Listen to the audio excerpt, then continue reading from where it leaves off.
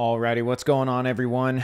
Today we are going to be reacting to an interview between Michael Knowles and the looksmaxer, Clavicular, aka Clavicular Homicide, as he's known on Reddit, after running down a stalker with his vehicle, which I've recently learned he was relieved of the charges from that case. So that's good. I'm completely against stalking.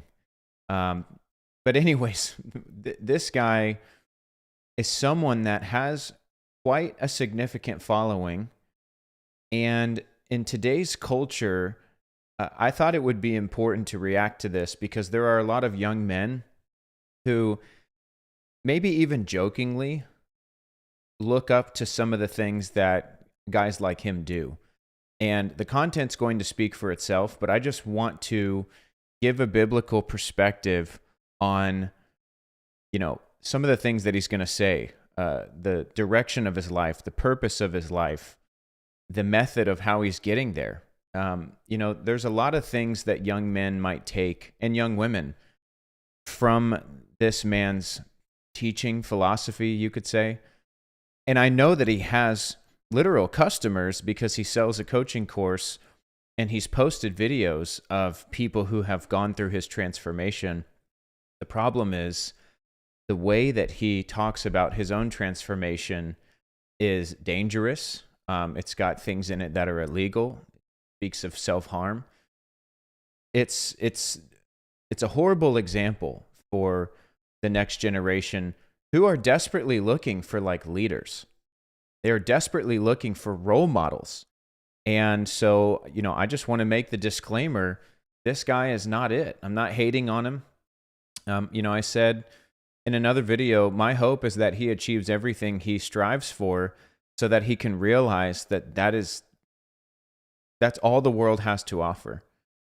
So, if he wants to ascend and, looks max, if he wants to wealth max, whatever the case may be, that's going to come to a head at some point.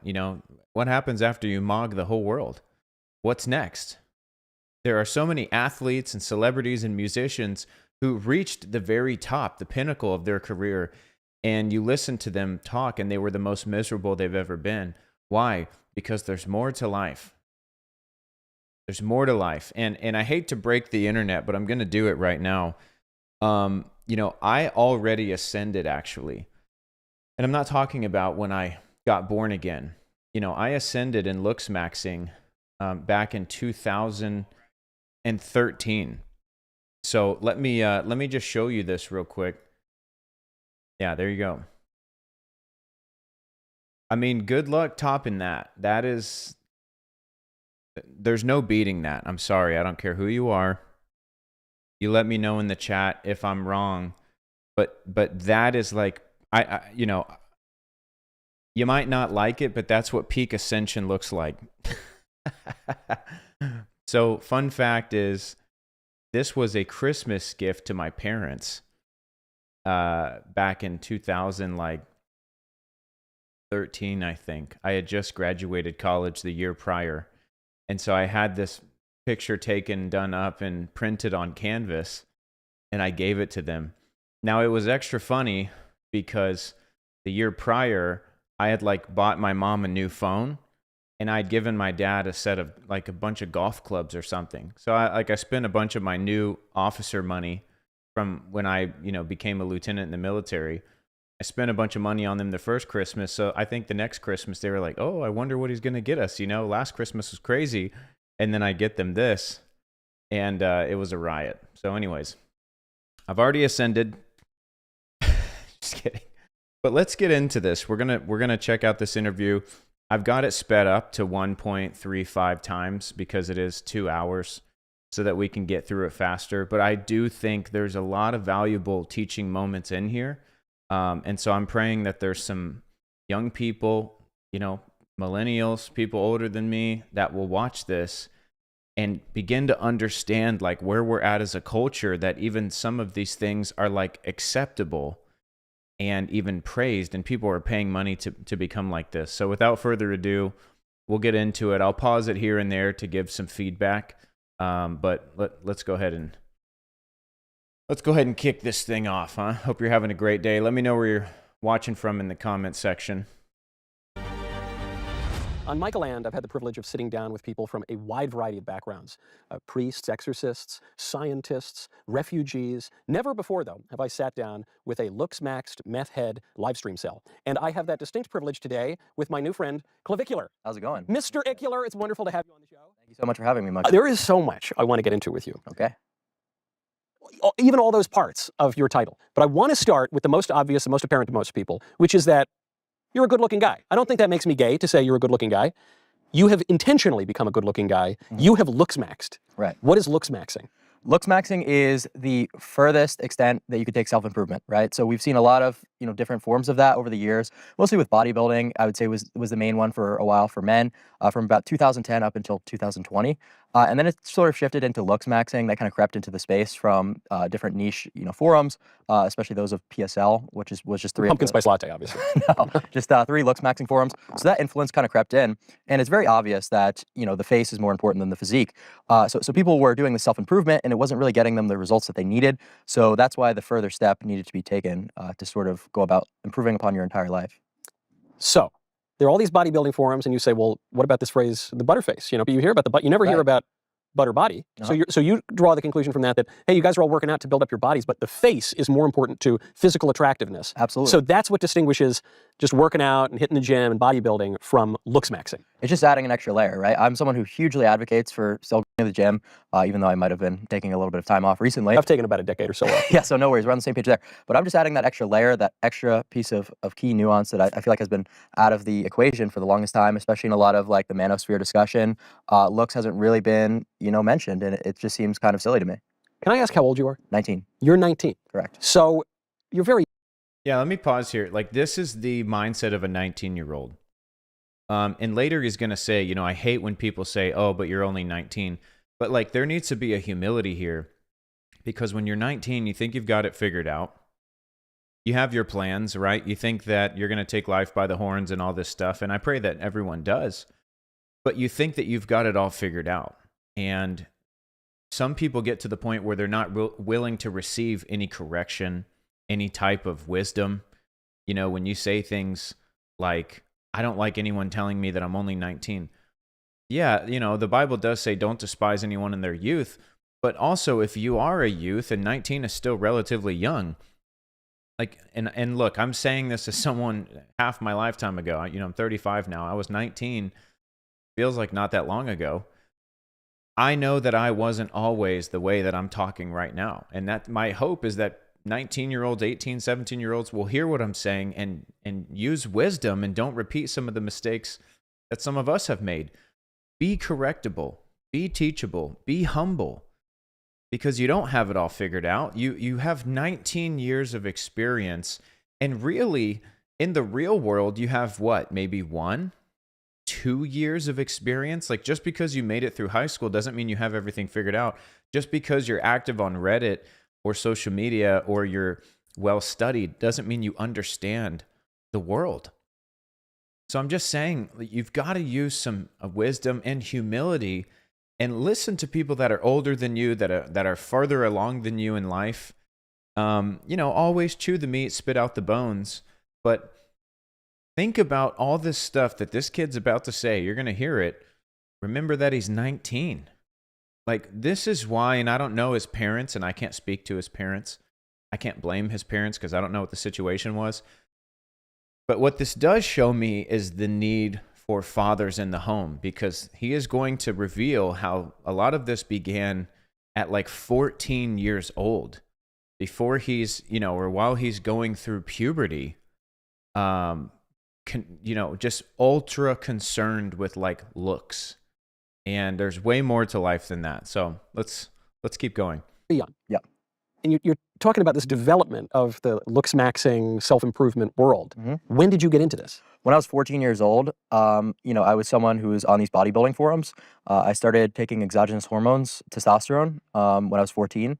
And then it became more of a shift from bodybuilding-oriented stuff, like we talked about before. I'd say this happened to a lot of people, into more looksmaxing stuff over the years. You're 14, you're going through puberty. You're getting a nice injection of testosterone the old-fashioned way. Why did you do that?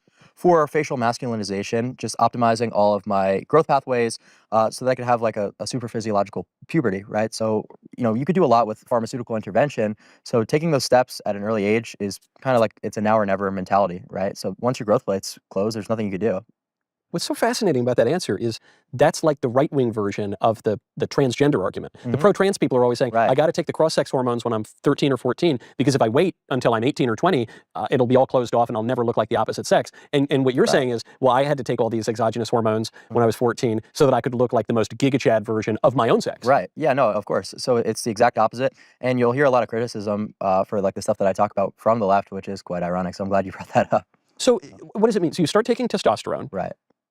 Okay, before we get into what your parents said about this, what your doctors said or didn't say about this, you're a 14-year-old kid. 14-year-olds go through a lot of problems, a lot of self-image issues, girls and boys. Why did you do this when most 14-year-olds don't?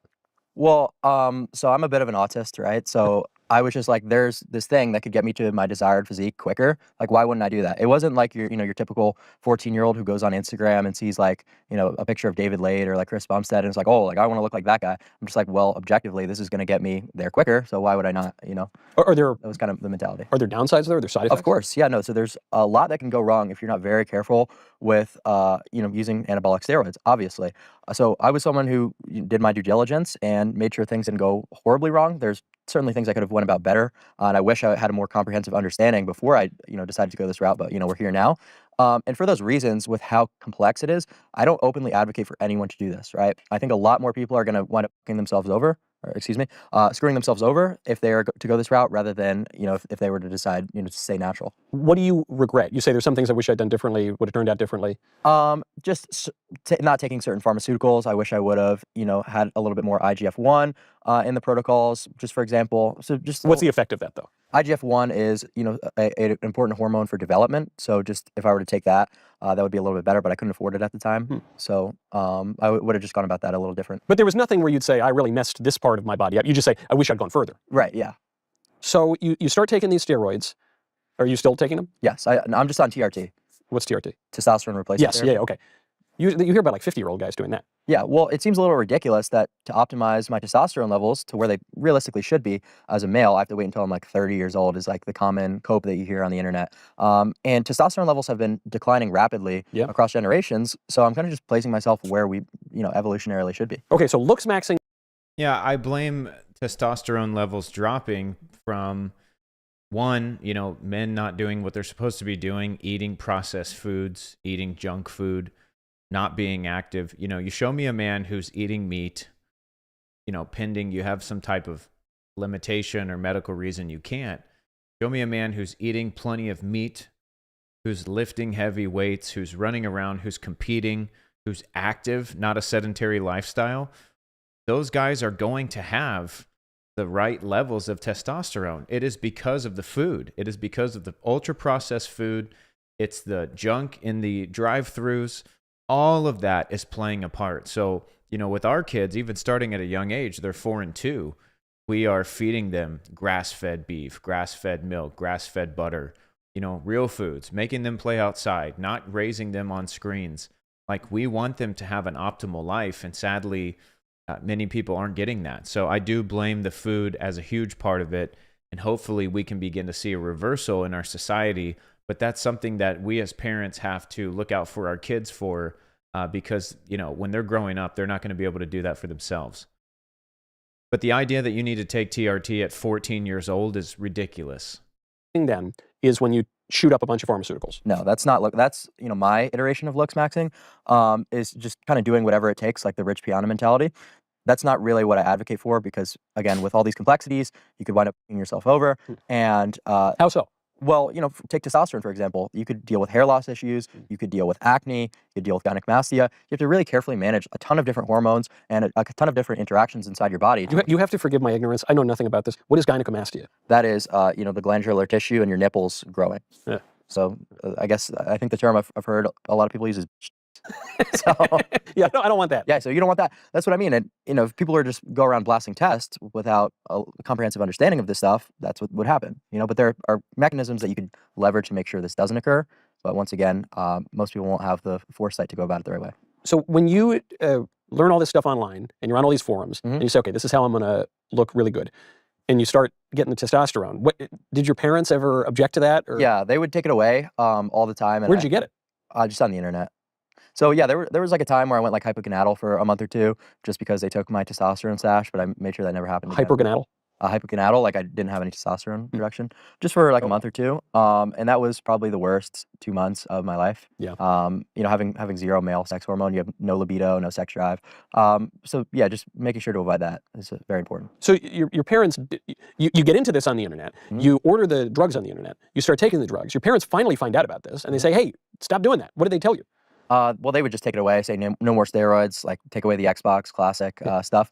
But I'm just someone who, is willing to do whatever needs to be done. So I would just reorder it to a PO box instead. Like, a lot of people will come after my parents for the things that I did, but realistically, no one was stopping me. I was committed to my goal, and I wasn't going to let anyone get away. So why was that your goal? Because I see the point on self-improvement, and ambitious young men want to improve themselves. But there are different ways you can improve yourself. There's the physical way, there's spiritual improvement, there's mental improvement, there's, I don't know, all sorts of improvement. Right, but what's going to actually get you further in life? What's going to get you opportunities in the workplace? What's going to get you, dates, with prettier women? It's going to be looks 100 times. So here's the heart of the argument. This is the main point that I want to make here. His argument is that looks are going to take you further in life than anything else. And that might be true at first, but that's relying totally on self. He's basically saying, if I look good enough, any door that I want will open. And that could be true, for the most part. I would agree that, and he talks about what's called the halo effect, where someone who's more attractive, people, are more likely to listen to what they have to say, to take their words seriously, to take them at their word. There is something about attraction, and being a good-looking person, statistics do show that it's everything else is in your favor. But to act like this is the ultimate, that looks maxing is what it's all about, to the point where he says, spiritual maxing, character maxing, not as important to him as being the best looking person, achieving, the highest ascended status that he can regarding looks, and then he can just mog everyone, mogging is basically just like being the best, just showing up and your aura, your presence, your looks, everything, your status is better than everyone else. It is totally rooted in pride. Please, anyone hear what I'm saying? This is not the way. How about character maxing? Becoming the best version of yourself that you could possibly be. Being a man of integrity, a man of your word. Being a humble man, being a man of self-control. How about that? Being kind, right? Being brave, being courageous. Those are some great qualities we should have. Those are fruit, there's many of those that are listed as the fruit of the Spirit. How about spiritual maxing? Again, he says he doesn't see a big need for it.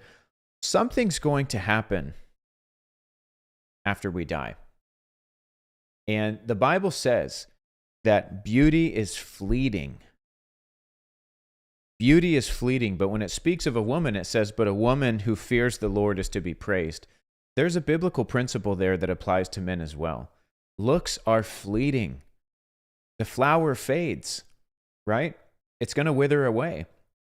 But the fear of the Lord is what is going to sustain and carry us. And so this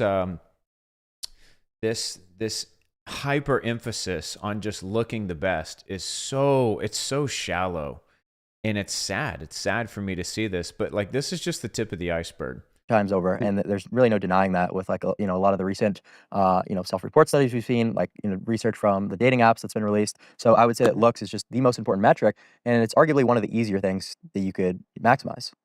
what's very interesting about what you said is, well, we'll get back to all these ultimate goals, but just on the dating point, you say, look, what matters in dating is looks. And that has been true for all of history to some degree. But I think it's truer today than it was 30 years ago. Because I'll give you an example. I went to a prestigious university where you got a lot of guys who graduate, I'm talking about the parents of my classmates. A lot of the guys, they don't look good, but a lot of them become very rich. And we would sometimes joke that the girls who went to this school looked kind of like aliens because they had these supermodel moms and these like fat, ugly dads. But the dads were really rich. And so, listen, it's a little bit of a stereotype. Plenty of people did not fit the stereotype. But when you think of generations past, there are plenty of not so great looking guys who ended up with beautiful women for reasons of, social rights and rituals, for reasons of money, for reasons of class status, for reasons of profession, whatever. They didn't have the dating apps. And so even that, you get into looksmaxing because of the online forums, you get the drugs for looksmaxing because of the internet marketplaces, and you say the reason I need to looksmax is because all the dating takes place online where you're reduced to a picture. Right. Of course. And that's something that often gets brought up to me. And here's my response to the whole thing about money would be, what's more likely for the average guy? Because I think of things in sociological terms. I think that's very interesting to me to just look at men across a society. What's more likely? Someone to ascend from maybe, slightly below average to above average through looksmaxing, or for them to achieve that desired amount of wealth for a supermodel to date them? It just seems like, we should be telling people to go the looks route. Why? Because it's easier. It's more realistic. Is it cheap to looksmax or does it cost money? It's just more achievable. People with... I'm just saying, how much do these drugs cost? Not much. It's not really that difficult. It's more of a time investment, but someone is likely going to lack the intellect to be able to achieve the status max, to achieve, income max. So just across the society, I would say we should be advocating for looks. I'm not sure I agree with you that it's easier to look better than it is to make some money or do well in your job or what have you. I mean, there are plenty of people at the top of their profession, whatever that profession is, blue collar, white collar, people who would be considered by some metric elite, who are not that intelligent, who probably don't have a very high IQ, but who work very hard, who are clever, who are scrappy, who are hustlers. Well, we're talking about across the society, not just like a couple anecdotes of maybe some dumb blue collar like brute, maybe owning his own company. So that just seems a little bit ridiculous to me to suggest that it would be easier to jump 20 percentiles in terms of income or status than in looks. I guess the reason, if I think across the society, that I'm skeptical of this, not just the brute who ends up with his own company, but people who, across industries and class strata. I know way more rich guys than I know really good-looking guys. And I think we see more rich guys in society than we see good-looking guys. So all things else being equal, if you just want to, attract a chick, and I guess the reason I'm pushing on this point is, when you learn how to do well in your job, when you learn how to cultivate some skill that the marketplace rewards, aren't you improving yourself in other ways that just enhancing your bone structure does not? Absolutely. No, and you're fully right. And before we go any further down this rabbit hole, I don't want to act like these two forms of improvement are mutually exclusive whatsoever. I advocate for... And just listen to this conversation. I mean, even it's hard to listen to this for too long because it's talking about, what's better? Should we try to be rich or should we try to look better? Like, I tell guys on campuses, I tell guys at churches, take care of yourself, get a haircut, trim your beard if you have one, or shave if you can't grow one, dress appropriately, talk well, like lift, eat right, get your body in shape. I say these things, but it is one, unto the Lord, because our body is a temple and everything we do should be unto the Lord. But two, ultimately it is to find a great woman of God and to marry her and to raise a family with her. Like those are the two main reasons that I push, like guys need to take care of themselves, is so that we can fulfill God's mandate on mankind, which is to be fruitful and multiply. Now, granted, that's not for everyone. There's some people that are going to be celibate their whole life. They're going to be single their whole life, just like Paul was, and that's fine.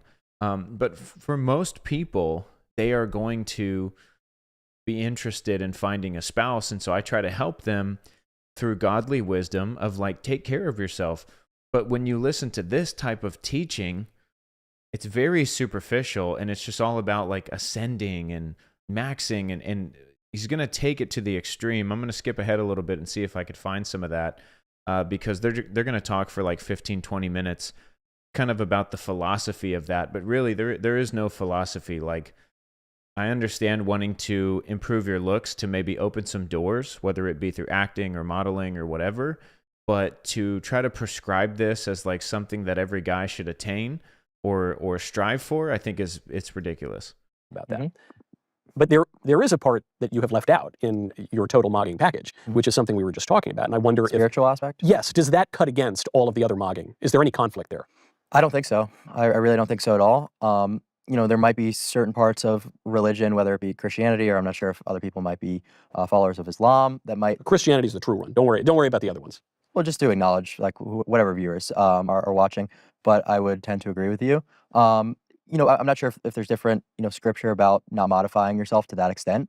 Well, in the old law, you can't have tattoos, but I'm not much of a theologian, so Well, the old law, speaking of tattoos, was not just tattoos like, getting a Bible verse tattooed on your arm. It was actually cutting yourself for the dead. So it was making cuts and markings on yourself, tattooing yourself for the dead. So Leviticus itself actually does not speak against what we today practice with tattooing. We don't get tattoos for the dead, or you should not. I have Isaiah 6:8 on my arm. That is not for the dead. So there is no blanket verse talking about tattooing. However, looksmaxing, I don't know if we missed it or not, or he'll say it again, but Clavicular here, he is like 2 weeks out from getting a double jaw surgery where he's going to literally have his jaws extended to give himself a greater profile. Like self-mutilation, you could say it's enhancement, it's not mutilation. You're cutting your face open and adding pieces to it to change your appearance. That is a sin. That is a sin. Yeah, the Bible doesn't say plastic surgery is sinful, but there are biblical principles and there's sins that are described in the Bible.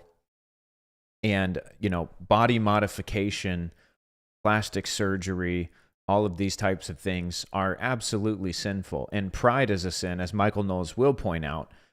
Pride is a huge sin. God opposes the proud. And, this whole philosophy is rooted in pride. And that's really the main issue. And that's something that a lot of young men and young women struggle with. And that's what I'm hoping to steer you away from, is this life that's just, it's all about you. Who is this good for?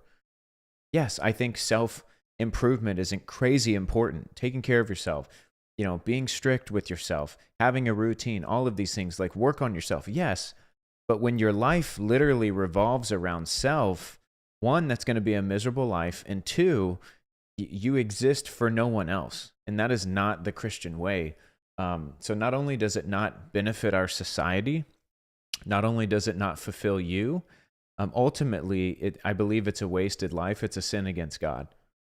I couldn't speak to that too well. There is a warning against, in the Christian religion, against pride, excessive love of one's own excellence, against vanity, against making idols out of the material things of this world. These are some of the, if you wanted to be the greatest spiritual mogger, I do wonder if that would conflict with mogging in all of these other areas, physically, in terms of wealth, and elsewhere. I could see how it could, but I don't really think that it necessarily would in my case. Here would be one verse that I'm going to rewrite a little bit. Mhm. It is easier for the camel to pass through the eye of a needle than for a wealth-maxed mogger to enter into the kingdom of heaven. Mm-hmm.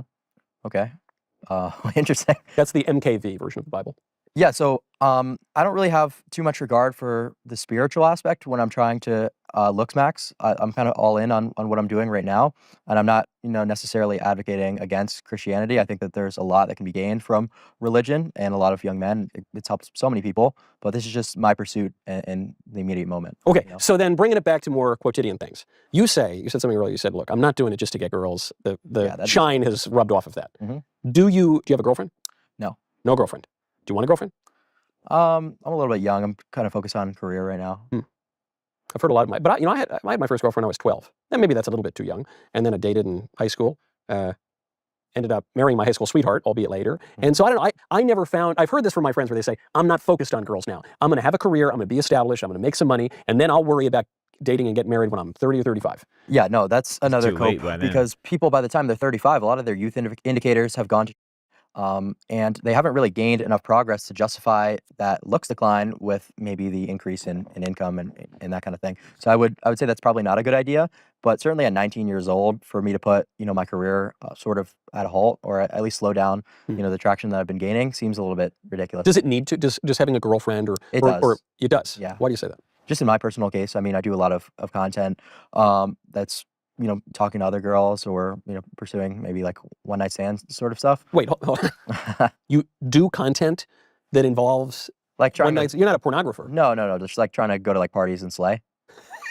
Okay, I got it. So it's like, is it like pickup artist stuff? No, just like testing out, like it's basically just like a litmus test, like do I mog yet, or like, you know what I mean? So like, for instance, you would get the jaw surgeries and you say, okay, hypothesis, I am going to slay more and mog harder Yeah. once I have the jaw surgery. I will test this through the methodology of the party. Yeah. Okay. That's kind of the idea behind it. And also with streaming, I stream every single day for hours. I'm on my computer all day. I really wouldn't have the time to be really an interesting partner for any woman. That's for sure. Would that maybe balance you out a little bit if you took an hour a day to go get a drink with a girl? I mean, I'm going to be honest with you. If I had an extra hour a day, I would be using it at the gym before I'd use it to go get a drink. You know, that seems a little Not just to go get a drink, but to get a drink with a girl, with a girlfriend, with a potential wife. In other words, is your life a little bit out of balance? Or are you thinking a little too much about maxing out yourself? Would it actually help you, perhaps, to take that hour? But it's never an hour, because let's actually break it down. So first of all, you've got to identify a girl, right? Then you've got to shoot her a first inquiry, whether it be an Instagram message or a cold approach. So we're already like down 2 hours, right? That just So how long does it take you to write? It takes me a long time to find a hot girl these days. Well, if you've got standards, it's literally 2 hours. So you go around, you find this girl, then you have to go and do an activity, God forbid. That's like, maybe 4 or 5 hours doing some jester maxed, like bowling or whatever normie copes. This language too, it's just so exhausting. He's talking about women. And I just, I hope young men are hearing this. Like, women are not, let me say it like this. The reason that he describes going out and doing something with a woman, bowling or going to eat or whatever, he calls it jester maxing. The reason that you call it that is because you feel like it's a game you have to play in order to get to the next level with a chick. Like, life is not about slaying chicks. Life is not about how many girls can you get in bed. Young man, please hear me. When you view a woman as someone to be won, like a wife, you want to find a good woman. It's not jester maxing. Like, you're excited to spend time with them. You're excited to talk to them. It's not work you have to do. I remember guys like this, where it was like, I got to jump through all these hoops before she'll let me sleep with her. It's so sad. And the fact that he's going to get jaw surgery, it's body dysmorphia. It's like these guys who cut themselves up so they can do whatever. They ruin their organs through, steroid use so that they can get bigger. It is a waste of life. But it's so, any woman who sees this should, sadly, they're going to be seeking attention and affirmation through physical activity, through sex or whatever. So they're going to give in. But like any self-respecting woman would hear how this guy's talking and stay far away, because you realize he doesn't want to spend time with you. It's a waste of time to him. He'd rather be at the gym. It's jester maxing. It's a cope. He just wants to do the necessary things required to get to the next step. That is ridiculous. It's ridiculous, man. This is the culture that we're living in right now. And this is the kind of stuff that, even guys in my high school boys Bible study, I hear them using some of this terminology, and I know they're joking around, but like, I wonder how many people actually think that this is an appealing kind of lifestyle. And when they get off to college, I pray to God that they are nothing like this guy. Like Zoomers do. So that's already... I gotta ask before we move on. What is jester maxed? Like, they're clowns. Like, When you go bowling with a girl? I mean, I don't think I've ever gone on a bowling date, but why is doing an activity with a girl you want to date necessarily jester maxed? Because you're just like this, I think of it like you're this big jester, like doing these silly like activities, like you're basically like just an activity cell. Like, what are you doing? Like bowling? That seems... What if you become just a dinner cell, which is a less clownish activity? I'd say that's a little bit more reasonable, but we still have the same issue of the inconvenience, right? And the time, right? That's 3 hours. Yeah, no, you would be taking, you're right, you would be saying the time that I otherwise would be spending working out, injecting, jaw maxing, time that would be entirely focused on myself, I will be taking the 3 hours or 4 hours or however many hours to focus on another person, and another person with whom I could maybe build a life. Potentially, yeah, but I would say that what's available to you and your options will increase drastically if you instead dedicate those 3-4 hours into maximizing other metrics of your life. So now when it's finally time to enter the dating market and settle down with that long-term partner, you're more established as a man and you've got a lot more going for you. Okay, here's my rejoinder to that. This too, when you're talking about how you approach a girl, even that has this through line of everything's online. Your work is online, you discovered looksmaxing online, you found the drugs online, you started swiping right online, and even now you're saying, well, if I want to approach a girl, I got to find her and I have to send her a DM.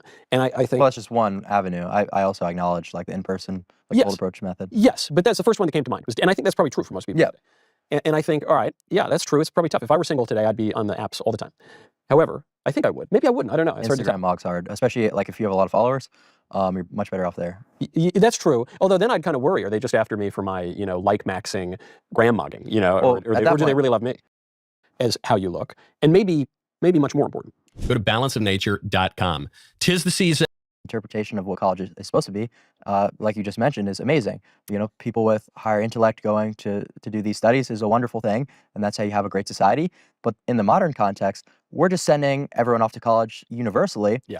And it doesn't really make sense to educate people with lesser intellect because they don't have the capability to necessarily put these skills into practice. They're probably going to be working blue-collar jobs in a lot of cases. It's just kind of like a thing. Professional success and lucrative success. I'm just saying, there are plenty of hot people on social media who aren't that successful. Then that's also people who are low IQ as well. But I would say that that's a very rare thing. Is that even true? I bet most hot people on social media don't get a lot of likes and certainly don't get brand. But what are we talking about by hot? Like good looking? Like some people think that like Sydney Sweeney is extremely attractive. I would say, I don't want to scandalize anybody, a married man. I would say Sydney Sweeney is very attractive. I would say that she's pretty malformed. Her upper maxilla is extremely recessed, right? She's got the eyes of doom with no infraorbital support. She's really not that much of a looker in her face. I think that a lot of people with porn brains find her attractive because of her body. I don't have porn brain. I don't know. Well, you're telling me that if a guy finds Sydney Sweeney attractive, he's got to have porn brain? I think that she's above average in looks, but certainly not that This is crazy. And I'll caveat everything I'm saying with the fact that he said from the beginning, like he's probably got a touch of autism. He said that. But like to dissect a woman, say like Sydney Sweeney, and his first reaction is like, yeah, she's mid because her upper maxilla is recessed. He's talking about her upper jawbone. He says her orbital structure, like he is critiquing. This has got to be some of that autism, but like it is insane to look at a human being and instead of just, not my type or whatever, it's like, no, she's got facial deformities. She doesn't have a perfectly symmetrical face, and for those reasons, like it's very, very strange. Very strange. And you just kind of notice these things. And so you notice if someone looks at the world this way, they're looking at themselves this way. And the problem is that you're never going to be perfect. And so in pursuit of perfect, you're going to, I pray to God that his double jaw surgery doesn't just like wreck his face entirely. I hate that for people. I don't want people to make mistakes to their body that they can't reverse. That's why I hate the whole trans thing. Because it's irreversible damage. And so it just hurts me to see people going down the plastic surgery route, especially because if we're honest, most people who have plastic surgery, you can tell, and I think that they look weird. Like, I think lip filler looks weird. I think implants look weird. I think when you get your face lifted or sucked in or whatever the heck people do, you just look weird. You look strange. You don't look normal. I prefer people looking, natural, like the way that they look. That is why I'm so grateful that I married a woman who wants to look natural. She doesn't even like wearing a ton of makeup. And I am so, so grateful for that. But especially in the day of social media and comparison, this stuff is just increasing in quantity and in availability. I mean, he said he was 14 years old and he was able to procure steroids and TRT. Our sons are not going to have access to the internet like that. Absolutely not. You said she's got a sunken suborbital, I forget the words that you said. Yeah, she's got a recessed infraorbitals and a recessed upper maxilla. You're telling me you go to a bar. I'm just saying she's not the pinnacle of looks that I'm talking about to actually succeed on social media. Okay, let's keep going. Of the internet. It's just porn from the earliest days. Well, that's just the new look that you're seeing pushed by, I don't know, globalism or what. And so therefore, it's crazy to me to hear, well, you should go improve yourself, but don't try to improve your community. It just seems like such a cope to be like, going to all these political action events as like your average guy. Like maybe you have this perspective because you've got your own show and you've got a lot more influence over the way that the country goes than just your average guy. But if you're just like one of the average viewers who's got no voice, who could risk potentially losing their job for saying the wrong thing in politics, I'm saying that they shouldn't really be concerning themselves with trying to change the tide of society. Well, look, people. Okay, this is a huge piece of this interview, so really lean in here. He said right before this, I don't see the point of getting involved in politics. Just go with culture. Just do whatever culture's doing, even if it's wrong. He said this. Even if it's wrong, just do whatever culture's doing, because why would you try to swim upstream? Why would you go against the grain? Why would you fight culture? If you say something unpopular, you could lose your job. You won't be liked by people. He says it doesn't make a difference anyways. And so he is literally like advocating for just the rapid decline of our society by people just falling in line, even if it's completely against what is morally correct. Have a voice in as much as they vote. They have more of a voice than ever because of social media and new media. Until they get banned and fired from their jobs. Yeah, there was a lot of that. And then we stopped a lot of that. I mean, Elon helped stop that when he bought Twitter. Still happens. But happens to some degree. It's gotten a lot better. And I guess my point is, if this individualism and political quietism from the right is what led us into this mess in the first place, because it emboldened and empowered the left to screw up the whole society from dating elsewhere, then wouldn't doing more of the same only make things worse? Well, was it really individualism that caused the huge decline in the right? I'm just talking about from like a self-improvement perspective and just overall like context of how you should live your life as a man. And maybe you're right about that, but I just don't think it's necessarily a bad thing to He just has advocate no idea for how to your live average life person as a man. to He's 19. only concern themselves with Priorities their are own. To out me, of that's order. the big cope. I agree with many of the observations you're making about the society, but the big cope, you heard this with like the libs when they were trying to push the trans stuff and they were upset that some of us were pushing against it. And they said, how does this affect you? You're walking out, it's basically your society is Sodom and Gomorrah. And they say, well, how does it affect you if I decide I want to like castrate little kids in the school and redefine marriage and slaughter babies and sacrifice them to Moloch? And how does that affect you? You just mind your own business. And I think, how about I don't mind my own business? How about my business is my community and I have a right to enforce standards and norms that are good and traditional and conducive to flourishing? And how about you mind your own business? But the problem is, you see what you just did there is you spiked your cortisol thinking about transgenders. Will that max anything on me? No, that's a very catabolic hormone. So if you're advocating for people to go around and concern themselves with these issues, or go to like school like board conferences and like be outspoken about this, that's just largely going to be unproductive. And it might seem like a doomer mentality, or like you're just going to let society go to shit. It's like on an individual level, it's not going to be productive. So this is the give up mentality. Oh, when you talk about something that's unpopular, your cortisol is going to spike and it's unproductive hormone, and you shouldn't go to school board meetings. You shouldn't do anything because it's not going to make a difference anyways. This is someone who is largely, grossly misinformed. The work that people are doing across the country, the grassroots work, the small level, the parents showing up to school board meetings, putting pressure on school boards, people showing up, forms of political activism. This stuff works. The citizen journalist approach, you say, oh, it doesn't matter if you do anything. These guys going and exposing, look at James O'Keefe, look at Nick Shirley, look at these guys who are exposing fraud, exposing hypocrisy, exposing cover-ups, lies within government, within the media. And they're just posting on their social media account and it's taking off. You can't tell me that we do not have power as individuals. And the great part of a healthy community is that when we link together with like-minded people, now we're not just individuals, we're a collective, we're a group, and we can actually make some waves. So this kind of mentality, it's weak. It's actually a weak mentality. It's afraid to fight. It's afraid to get your hands dirty. It says, look, why even get involved? It's pointless.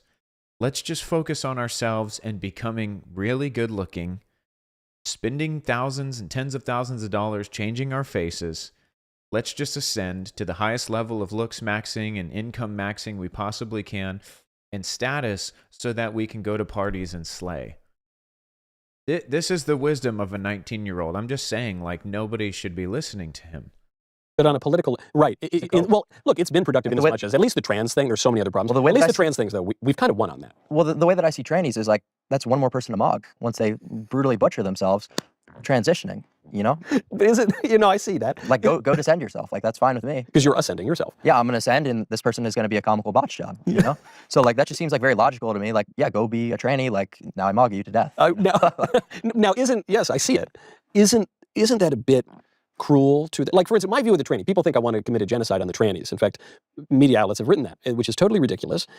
My opposition to the transgender ideology is that I think it's false, it's bad for everyone involved, and at a very real level, I love trannies. That's the part that's going to get clipped. But I love the trannies in the sense that they're my countrymen, they're fellow human beings, they're children of God. I don't want them to do things that are bad. Well, they're not children of God. I just want to add that in there. That gets thrown around a lot, but not everyone's a child of God. We're enemies of God until we become children of God. That's why the Bible says he gave us the right to become children of God to those who believe in the name of Jesus. So every person in the world, every tranny is not a child of God. Colossians 1:21 tells us we are enemies of God. We are separated from God, and that is why we need to be reconciled to him to become children of God. That's why we get born again. First, we're born of our parents, and we're children of our parents, and then we are born again, and we become children of our Heavenly Father. So, it might not sound like a big deal, but a lot of people say this and preach this, and it's not true. We can't give a false comfort to people. Not everyone is a child of God. You're not all God's kids, but you have the right to become a child of God if you believe in the name of Christ.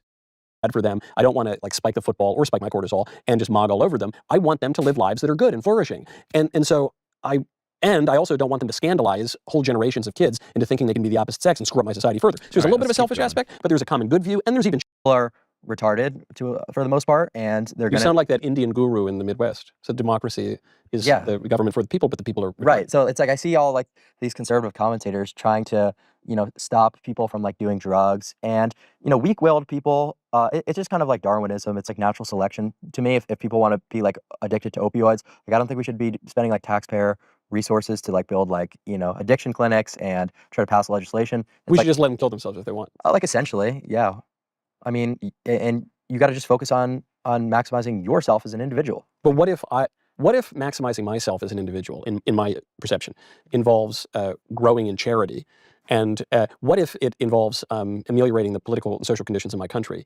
And what if part of that means that I want to help other people instead of letting them kill themselves with opioids? Well, then I would say that that's going to be a very futile cope. You don't think you can help people? You don't think anything can improve? The Bolsheviks are about to overrun Iberia. It's a crazy, sad mentality. And I hope you never fall into this where you just feel like he says it's a futile cope, and that's the cool language, cope and sell and maxing and all this stuff. They're saying, what's the point? You're not going to make a big difference, so who cares? Christ would go after the one. He celebrates the one, right? Why can't we do the same? This kind of mentality of if you can't make a major difference, then just don't make a difference at all. Just go with culture. It's sad and it's gross.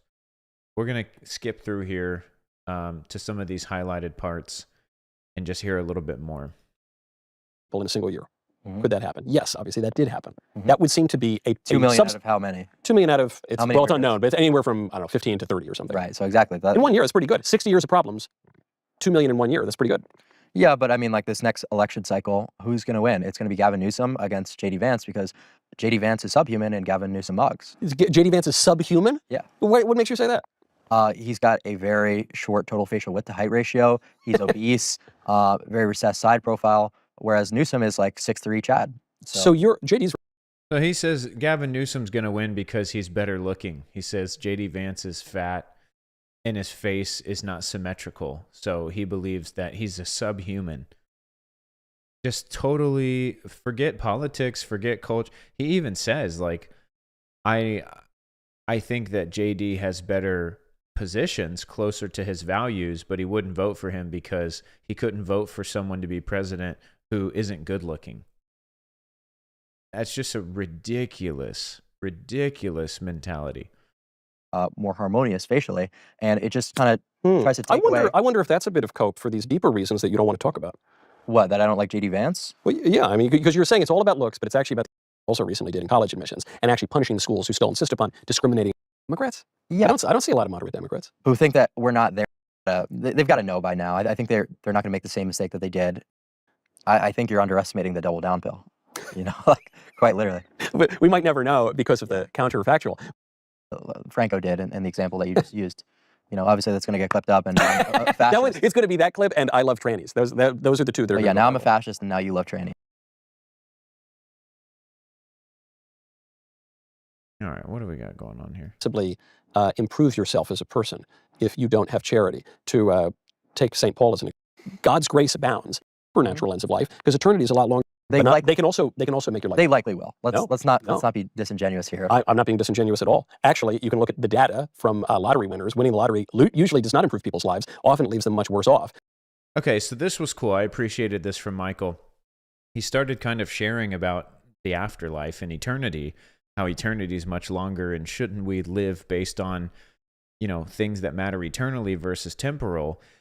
And Clavicular basically says, like, I don't really care about that. I don't think about that. You know, I'm just trying to look better and get more money. And he says, you know, what's more important? I think happiness. And he says, money makes everything better. Being better looking and having more money makes everything better.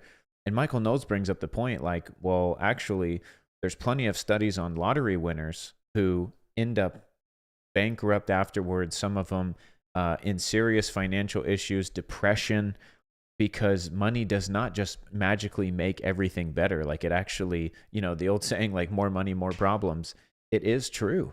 And so just dumping a bunch of money on someone or making them better looking, it does not fix the heart issue.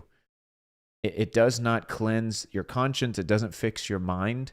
You know, the peace of God that surpasses understanding, that guards your heart and mind, it's only available in Christ Jesus. It's not going to come through status or looks or money.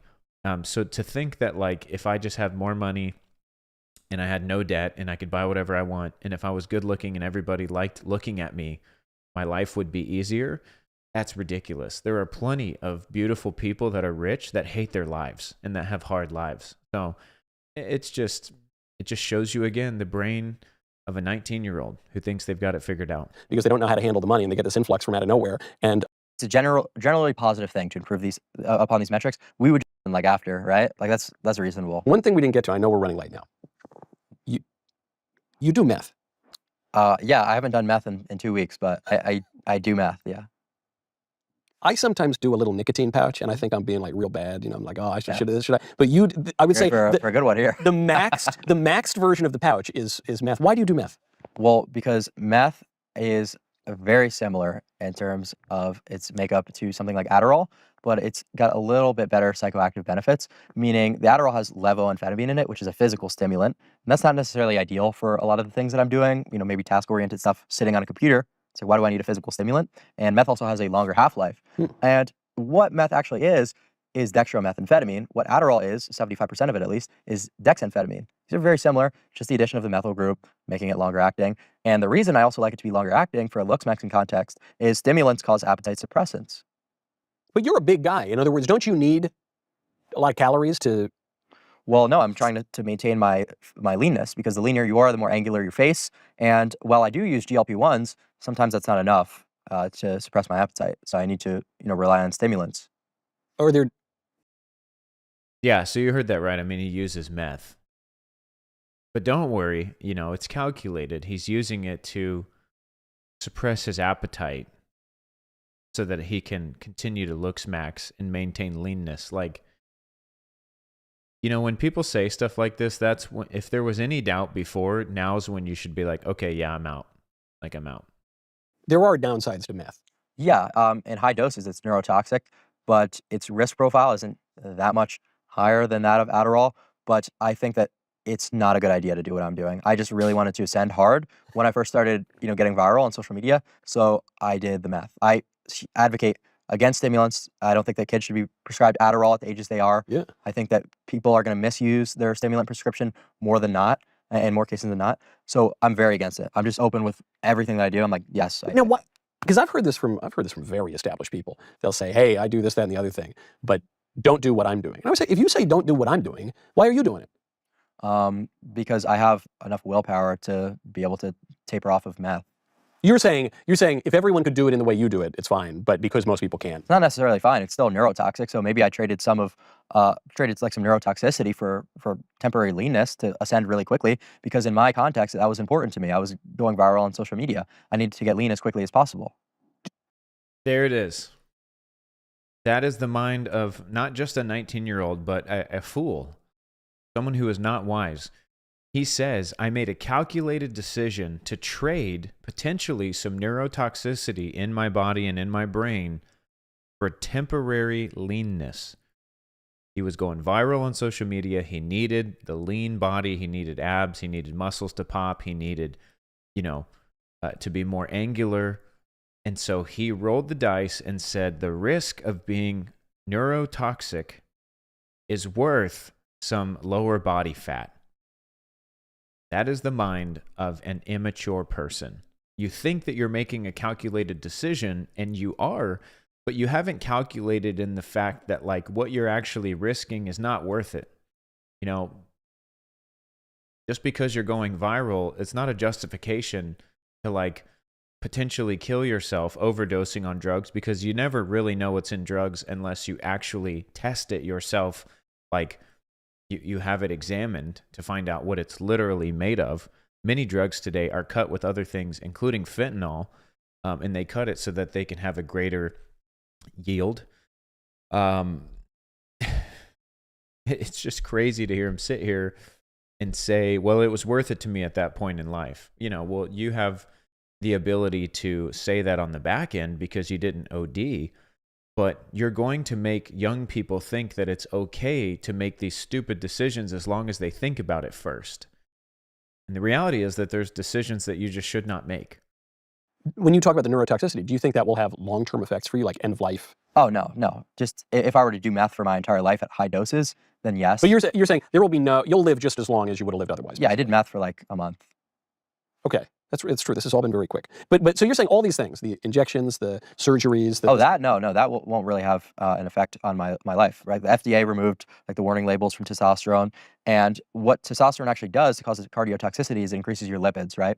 Whereas retatrutide, which is a GLP-1 similar to Ozempic, came out that lowers those lipids. So you're able to offset some of the aging. The only thing that really would cause me to have some sort of issues of longevity is sometimes I do recreational drugs, which is bad. Just for fun? Yeah. Like what? You don't need to confess it on air. No, I've said all of it on air. I've literally done every single thing. Really? Yeah. Like acid? Yeah. Really? Yeah. You don't strike me. I had friends in college who would Got some in my wallet right now. Are you on it right now? No, I'm not on any. I'm on no drugs right now. I'm fully sober. Why do you like the recreational drugs? I was always curious about acid, but I never did it. I'm happy I didn't. Don't do it. Acid is the worst thing ever. But it's in your wallet. Yeah, because I took it one time, about a month ago, and it was the worst thing ever. Psychedelics are one of those leftist drug selections that really just are mind-boggling. Yeah, what did it do? Why didn't you like it? Dude, it made me giga-paranoid. I had to lay down in the back of my car for 8 hours because I was super anxious. It was the worst experience of my life. So no, LSD, not good at all. Can really rewire your brain and make you a completely different person in terms of your motivations. I've heard this, yes. So yeah, no, absolutely not. Don't do LSD. I just did it for some of the neuroplasticity benefits, and I thought it was oh, I'm really smart. I'm gonna take LSD, but not worth it. Are there any of the recreational drugs you like? Yeah, I mean, I like cocaine. I guess that goes, if you're doing meth, you might as well do a little of the Well, no, because actually cocaine is far more dangerous, and there's actually a higher mortality risk than that of meth. Because, meth might be cardiotoxic over the long term because of the vasoconstriction. You could die immediately from doing cocaine, even if it's your first time. Yeah. So that's the issue that you run into because you're blocking your sodium channel. You could have a heart attack and be gone, be a perfectly healthy guy, and then you're dead. Right. And that's not even getting into it being cut with something else that's even more toxic, but right. Yeah, absolutely. Right. So you think the recreational drugs could shorten your life? Or have long-term effects? Yeah, that's arguably the worst. Yeah, and that was it. That was the end of it. Then I lost the weight, but I didn't go work out. And just men's issues and how men relate to the generation of men that this world has produced who are buying this. It's no wonder you want to make hundreds of thousands of dollars putting pictures of yourself naked. It's who can blame you? Yeah. And I like. And you should just date forever and not get married. And I don't know, it was this, It was all kind of a joke. You know, Hugh Hefner ended up getting his own TV show after decades of Playboy, and it was all like fine. And that has been a big shift I've noticed, especially in the young right, is the young men who are coming out and just saying like, no, that's all really gay and degenerate and creepy and weird, and like you shouldn't look at porn. Porn is bad. Am I just is that hopium or is that? Yeah, a little bit. Just It is okay. I don't like necessarily dumbing it down to just like, oh, porn is gay. It's like, no, porn is destroying your brain chemistry and your dopamine system. Like it goes a lot deeper than that. Yeah, than and it your just being soul. like, yeah. Well, so I like pointing to like the specific outcome of what people are doing. Not that it's like, because sure, like, you know, you tell someone, oh, like, what are you watching porn? You're, you know, like, well, it's not really going to sway people, but you know, it's a little bit more convincing if you tell them they're utterly destroying their brain chemistry. Yeah, that's a fair point. Yeah, it does. Right. I don't know the chemistry of it, but it shoots up dopamine or something. Yeah, exactly. So that's kind of where I'm coming from, is like specific reasoning, like for not doing these things. I remember I saw a tweet going around. This was years ago. Someone said, "Wait, hold on. Some guys don't look at porn. What do they think about all day?" Oh yeah, Do you remember seeing that? Yeah, porn is incredibly destructive. I want to find the part where where's the transcript? Okay, here we go. I want to find the part where he's talking about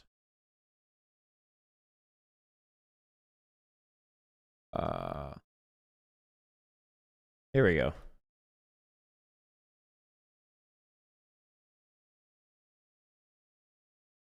Let's go to this.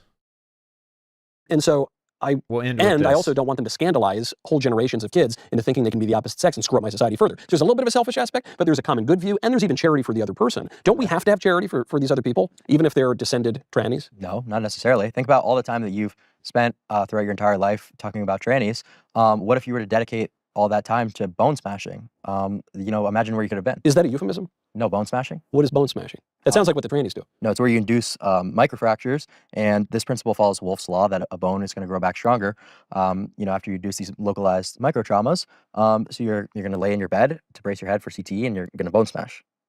You're going to lay in your bed and brace your head for CTE. Isn't that like brain damage? Well, no, so that's why you lay in your Okay. bed, and that's going to grow your facial bones. You smash, like you punch yourself in the face? Yeah, If I punch myself in the face, I'm going to get like a nice mewed up jaw. yeah, according to Wolff's law, right? Do you punch yourself in the face? Yes. How hard? Like reasonably. Like Just your fist. Yeah, I used to use a hammer, but my parents would go into my bathroom and take it away. So that was You would hit yourself in the head with a hammer. yeah, I know it sounds a little silly. Like people are gonna think I'm trolling, but this is all like on YouTube. Like you can find this stuff. I almost don't want to ask, did it work? Yeah, absolutely. Yes. Yeah, bone smashing's legit. I mean, you even take a look at like UFC fighters, like the brow ridge over their career, or X-rays of their shin, and like there's massive amounts of hypertrophy in their bones. Are there any downsides to hitting yourself in the head with a hammer? No, as long as you have proper bracing, you're gonna be fine. But that's what I mean. That's just like one example of something that you could do instead of political activism. Is bone. Yeah, I think we're done. So what are the key takeaways here? Instead of getting involved in political activism and like trying to make a difference in our country or in the world, advocating for, you know, the rights of the next generation or our rights as American citizens, no, you could have used all that time to bone smashing. You know, just go in your bed and hold your head up on your pillow and hit yourself in the face with a baseball or your fist or a hammer so that you can grow your bones. That's where we're at right now. That's where we're at. And sadly, there are many people who follow this guy. They pay for him to coach them to ascend. This has got to stop. So I think it's ridiculous. Again, I don't have anything against him as a person. I think this ideology is self-destructive. And I think it's destructive for anyone who follows it. And I just pray. I pray that nobody follows this guy. You know, I hope this is some big satirical show that he's putting on as like a character to act like nothing mattered. You know, it reminds me of, you know, I remember a long time ago I watched 21 Jump Street, and it reminds me of Channing Tatum when he's like, I'm going to show up to high school again and just pretend that like nothing matters and like I don't care about anything. That's who this guy reminds me of. I'm just going to try to be good looking and I don't care about the world. I'll just go with society. Who cares? I just want to look good and have money and slay girls. It's sad. There's a better way. The better way is Christ. The way to truly ascend is to give your life to the one who's ascended. That is Jesus Christ. And humble yourself before him, and he will make you into the image of what he saw when you were created and who he died for you to be. This idea of running after the world, going to leave you empty, going to leave you wanting, and ultimately it will leave you cut off from God for eternity. Eternity is a lot longer than this little bit of time that we're here on the earth. And you know what? Not everyone is even granted 60, 70, 80, 90 years. Many people die young. And I would hate to waste my life only thinking about myself. So let's be charitable people. Let's be people that think of others. Let's be people that serve the Lord. And let's flee from vanity and stuff like this. This is crazy. So honestly, it was such a wild interview. I'm like, I got to share this with my followers. I hope you guys enjoyed this. Let me know what you think in the comments. We'll see you next time.